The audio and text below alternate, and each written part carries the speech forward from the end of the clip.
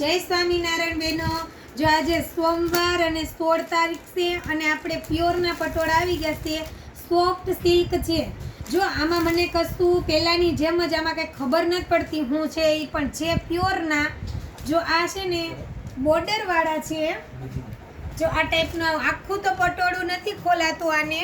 જો આ વચ્ચે આ ટાઈપની ડિઝાઇન આવે અને બંને સાઈડ આ ટાઈપની બોર્ડર આવે અને ઉપર નીચે બંને સાઈડ સિલ્વરમાં તારમાં જો આ રીતના બોર્ડર આવે. જે દીદી આ મટીરિયલ વેર કરતા હશે ને એને જ આ વસ્તુની ખબર હોય. અમને તો કશું ખબર નથી. આને સોફ્ટ સિલ્ક કહેવાય.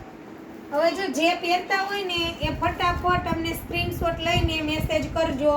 જો એક આ ડિઝાઇન બતાવી મેં તમને ગાળામાં, અને બીજી એક હજી આ છે. હું તમને આ 3 પીસ છે આવી રીતના બોર્ડરવાળા એ હું તમને ઓપન કરીને બતાવું છું. જો આ પલ્લુ ભાગ છે અને પિંક સાડીનો ભાગ છે. થોડોક આપણે લાઇટિંગનો ઇસ્યુ છે એટલે સરખું નથી દેખાતું, પણ તમે એડજસ્ટ કરી લેજો અને ગમે ને તે મને સ્ક્રીનશોટ મોકલજો એટલે હું તમને વોટ્સઅપમાં બતાવી દઈશ.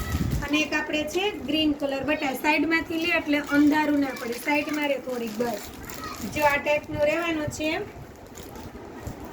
આપણે આ પિંક કલરનું પિંક કલરનો બોર્ડર છે અને બ્લાઉઝ છે અને ગ્રીન કલરની સાડી છે. જો પ્યોર છે, હેન્ડલૂમ અને સિલ્ક પટોળું છે.